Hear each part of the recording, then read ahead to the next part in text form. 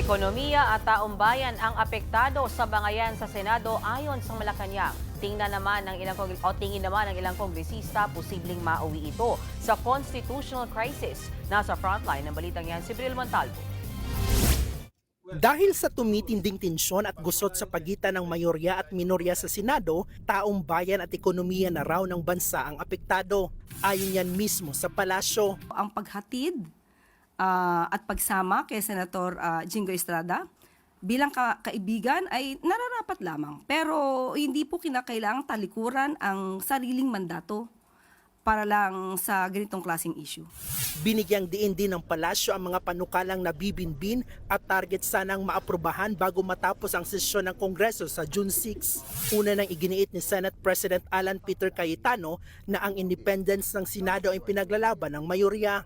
Buwelta naman dyan ni Palace Press Officer Claire Castro, hindi naman nakikialam si Pangulong Bongbong Marcos sa Senado. That's why, Senate independence. Independence from what? Ano ba ang pinapalagan ni Senator Alan Cayetano? Saan ba nakialam ang Pangulo? So papaano magkakaroon ng pagtutulungan, kooperasyon ang bawat sangay ng gobyerno kung merong magmamataas, merong hindi tutupad sa batas, at merong maghahari-harian? Sa video statement naman ni Vice President Sara Duterte, ipinuntun niya ang kahalagahan ng independence ng bawat institusyon. I have always believed that the independence of our institutions must be protected. This includes not only the Senate and the House of Representatives as institutions, but every senator and member of the House must be free to perform his or her constitutional duty according to conscience, free from threats, pressure, or any form of intimidation. Dagdag pa ng bise, nakakabahala sa ating demokrasya ang mga nangyayari ngayon. Nakikita natin kung paano ginagamit ang mga institusyon ng gobyerno at ang pera ng taong bayan laban sa anumang oposisyon. Ginagamit ang kapangyarihan upang patahimikin ang mga boses ng mga hindi sumasang-ayon. Sagot ng palasyo, ang kinakasuhan ay ang mga di nadadawit sa anomalya o korupsyon. Nakakaalarma raw ang mensahe ni VP Sara dahil nililinis ng bise ang mga sangkot sa korupsyon porket kaalyado. Pinapalabas daw ni VP Sara na biktima sila ng pamumulitika. Pangamba naman ng ilang kongresista, baka mauwi sa constitutional crisis ang nangyari sa Senado.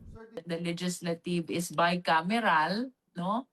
Hindi kami makakagalaw until the conclusion of the legislative function without the participation of the Senate. Sana maging maayos, sana makabalik na sila sa kanilang usual course of business.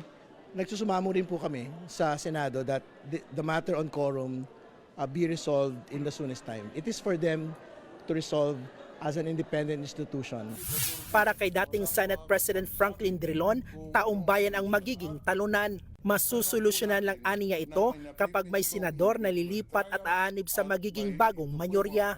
Mariresolve lamang yan kung mayroong dalawang senador, either from the group of Senator Cayetano or from the group of Tito Soto na lilipat ng alignment. Otherwise, walang mangyayari diyan. Ngunit nakakalungkot dahil sa ala namang kapakanan ng taong bayan diyan sa ginagawa nilang labanan. Ngayon ko lang na-experience, naranasan itong ganitong sitwasyon sa ating Senado. 24 na taon ako diyan, ni minsan hindi nangyaring ganito. Nagbabalita mula sa Frontline, Bril Montalvo, News 5. Mga kapatid, Mean Los Baños po, huwag magpahuli sa mga balita at impormasyong dapat ninyong malaman.